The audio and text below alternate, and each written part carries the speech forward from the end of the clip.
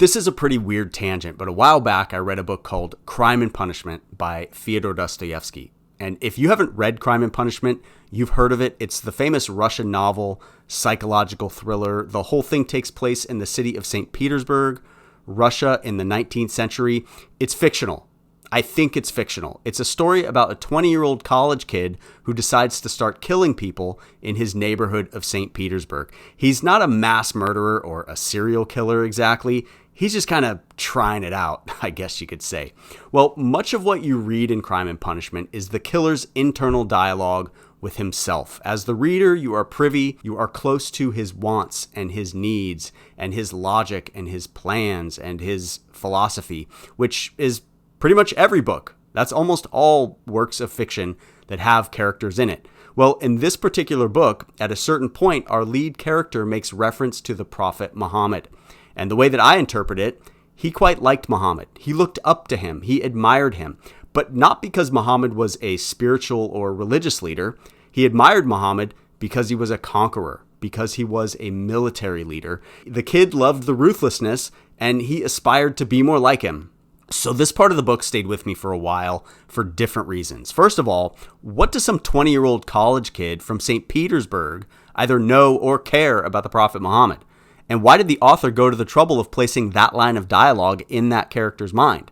Well, what's the connection there? To get an idea, I think it would help to understand a little bit about Muhammad's relationship to combat and war. Here's a quick rundown of Muhammad's military exploits. He participated in 27 battles and 38 raids. That's a total of 65 armed conflicts, not including a whole bunch of assassinations and executions that happened here and there along the way, all of which took place during a period of approximately 8 years. We're going to look at one example of Muhammad in his role as a military commander, which is found in the traditional biography of Muhammad known as the Sirah, which was written by a guy called Ibn Ishaq back in the old 8th century. But I first got wind of this incident when I was reading Bill Warner's paraphrased pocket version of the Sirah titled The Life of Muhammad. Recommended.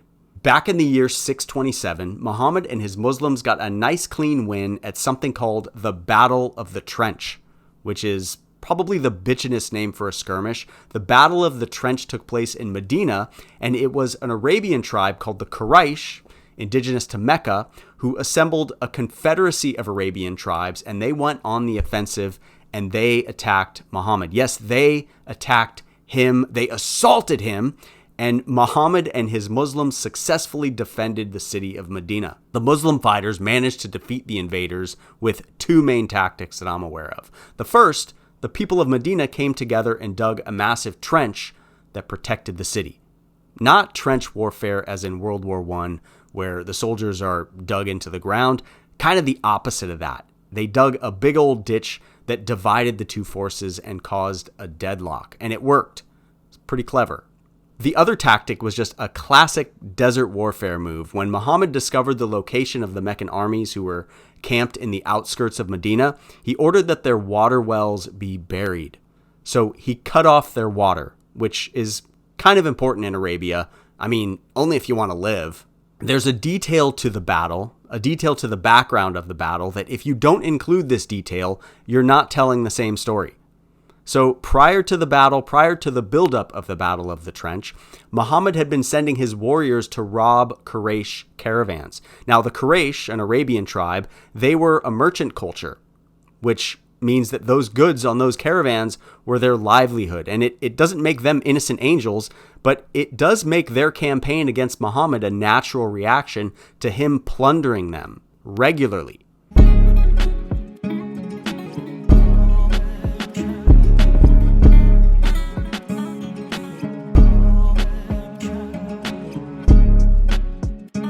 The battle lasted just a couple 3 weeks, and under 10 people were killed total, so it wasn't exactly Stalingrad or nothing like that. But after the battle, the angel Gabriel visited Muhammad, and he told him that it's time to confront the Jews of Medina.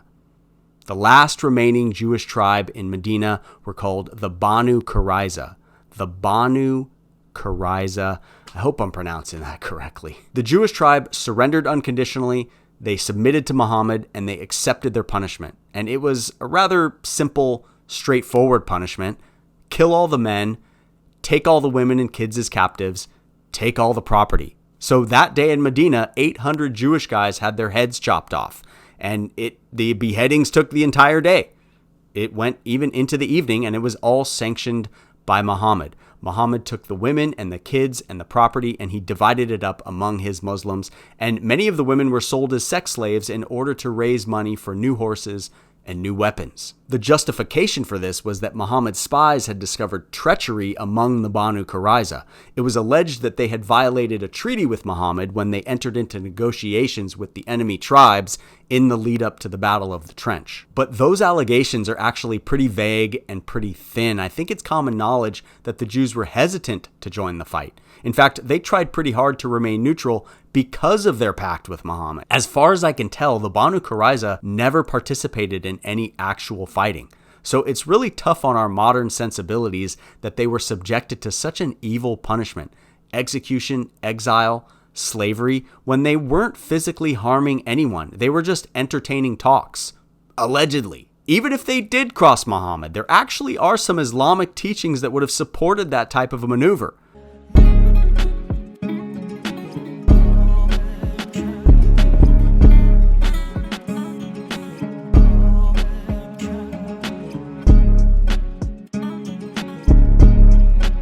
I believe that the ruthlessness of the Prophet Muhammad as a military commander can be framed a couple of different ways. And the first is, hey, Arabia's a tough neighborhood back then. That's just the way things were. What are you going to do? And if Muhammad had remained passive, we may never have heard of Islam. I don't know how else it would have caught on. But I find that really difficult to square with the Islamic teaching that Muhammad is the model of good behavior.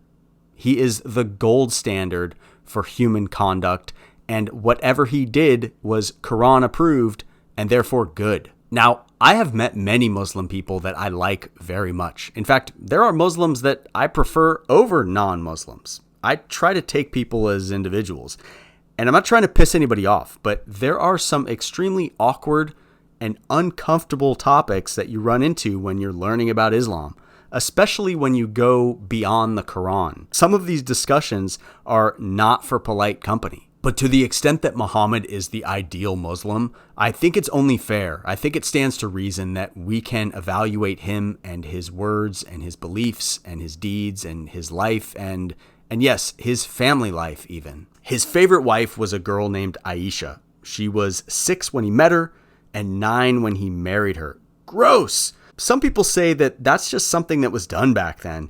It was common in ancient times.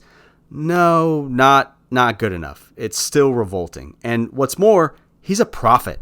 When I think prophet, I think wisdom. I think discernment, not to mention predictive powers. Wouldn't a prophet of all people know that that is just a terrible arrangement? Can you imagine just how awkward that wedding ceremony must have been? Speak now or forever hold your peace. People are sitting there thinking, like, no, because, Muhammad, he'll kill you. And yet this part of the Prophet Muhammad's life is still relevant today in some places.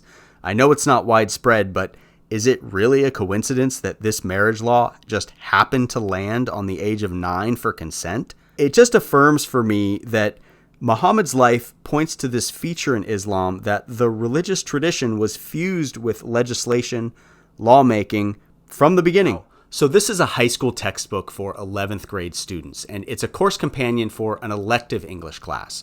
It's not the standard English literature that almost all kids are required to take. It's an elective optional English class that certain kids, a bunch of kids, do take. Well, there's an entire chapter in this textbook on religion, and the first section of the chapter discusses how we define a religion. And the author makes an example of some public figure named Tony Perkins. Never heard of him. But Tony makes a statement that Islam is less of a religion and more of it is composed of instructions for military, judicial, and a political system. And the reason he says this is because Islam does contain rules for society, which it's not necessarily an insult. It's not a compliment. It's just a description. So I'm not really sure how the guy is wrong. But then the author goes on to shut him down, saying, how can anyone even know that? How is that even quantifiable? And moreover, that a person would question the religiosity of a religion is undermining. How dare he analyze Islam?